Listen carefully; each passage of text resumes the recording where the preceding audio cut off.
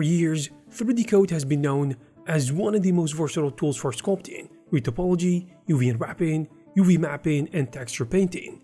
But with 3Dcoat 2026, the software is taking its biggest leap forward in over a decade. After more than 6 years of behind-the-scenes development, Pilgway is introducing a completely new GPU-powered node system that transforms how artists can create materials, masks, effects, and even sculpting details in 3Dcoat. And this isn't just another feature update. This is a fundamental shift toward a fully procedural, non-destructive workflow that brings real-time GPU acceleration to both UV map-based texturing and adding sculpting details with the new node system. We will explore the major updates in the upcoming 2026, including the new node system, GPU-powered texturing, next-generation smart materials, and other tools that could refine how you work inside 3Dcoat. This video is sponsored by Pilgway. The most prominent update in the 2026 release is the introduction of the node system for low-poly UV map models. You see, in the previous version, the node network was introduced for high-poly or voxel sculpt models via shaders, and the nodes could then be baked to layers using vertex or voxel paint. Since that release, it has now been expanded to work with low polygon paint objects with UV maps. So all the improvements to the node system during this time are included in both platforms. At first glance, it might look like another node editor, but it is much more than that. The new system serves as a foundation for a fully non-destructive workflow where materials, masks, filters, and modifiers can all be created procedurally and edited at any point in the production. So instead of permanently painting information into texture layers, you can now build materials using interconnected nodes, adjust parameters in real time, and instantly see the results on your models. It is somewhat like having a layer-based system, such as Substance Painter, integrating the node-based workflow of its sibling, Substance Designer. For example, something as simple as rust, edge wear, dirt accumulation, roughness variation, or color breakup used to be more difficult to do with a strict layer-based system that 3Dcoat previously had. It could be even more difficult to edit after the fact, even though 3Dcoat had options to address this, such as, for example, the attachment of smart materials to layers. It was useful, but it was not as efficient or easy as a totally procedural node-based system. This allows the workflow to remain editable throughout the entire project, and it is seamlessly integrated with the Photoshop-style layer system.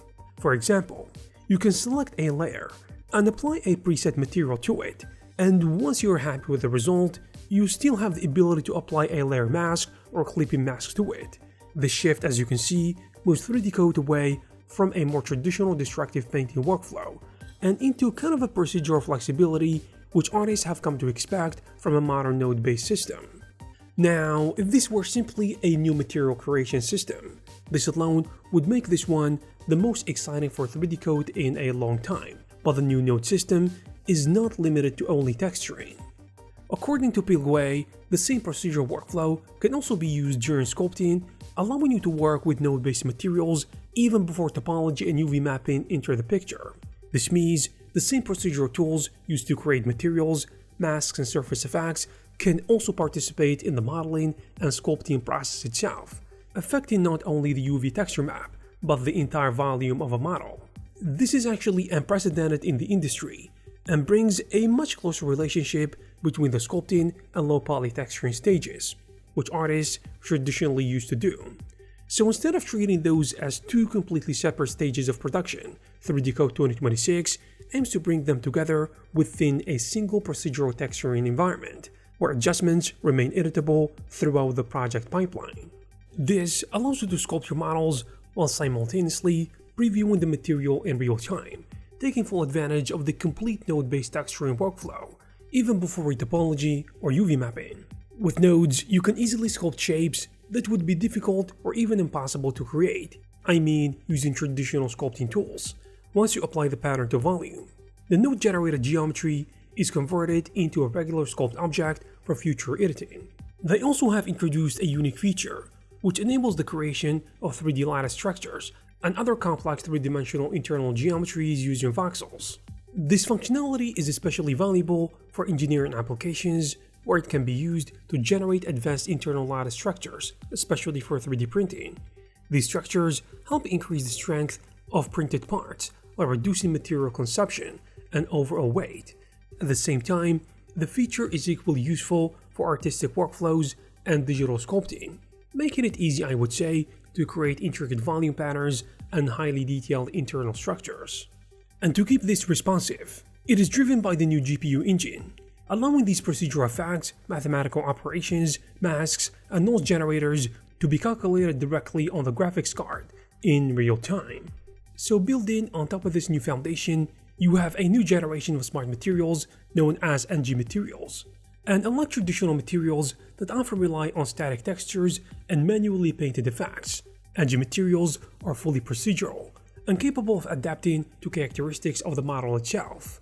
They can respond to information such as curvature, ambient occlusion, and other surface properties, making it, I would say, easier to generate convincing wear as damage, dirt accumulation, and other realistic details, while keeping every aspect of the material editable.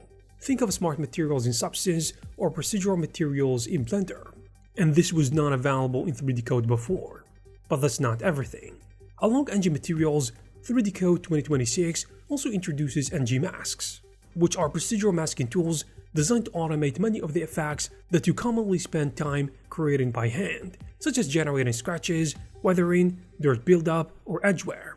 So rather than wasting time, you can just bake your different mesh maps and get really nice effects rather easily.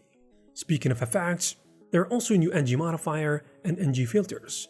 These tools allow you to apply procedural deformation and layer-based effects directly within the node system, further expanding the range of operations that are able to be controlled non-destructively. These node trees usually end up being very complex as projects grow, and to help simplify the experience, Pilgway introduced new interface elements, including the Node Inspector and Object Inspector. One particularly useful addition is the ability to expose parameters directly from a node graph and control them through simple sliders and controls in these panels. So instead of constantly opening and navigating large node networks, you can quickly adjust the most important settings from a centralized location, making complex procedural assets significantly easier to manage. Now granted, procedural workflows aren't exactly new. Artists have been using node-based systems in different software such as Substance Designer, Houdini, Blender, and many others for many years. The real significance here isn't that 3Dcoat suddenly invented procedural materials.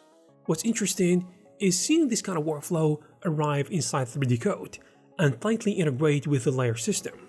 However, procedural, node-based texturing for sculpting is indeed an industry first. So for those of you who already rely on 3Dcoat as part of your pipeline, this has the potential to make the transition between sculpting, painting, and material creation feel much more seamless than before. Alright, now, while the new node system is undoubtedly the headline feature of 3Dcoat 2026, it is far from the only improvement.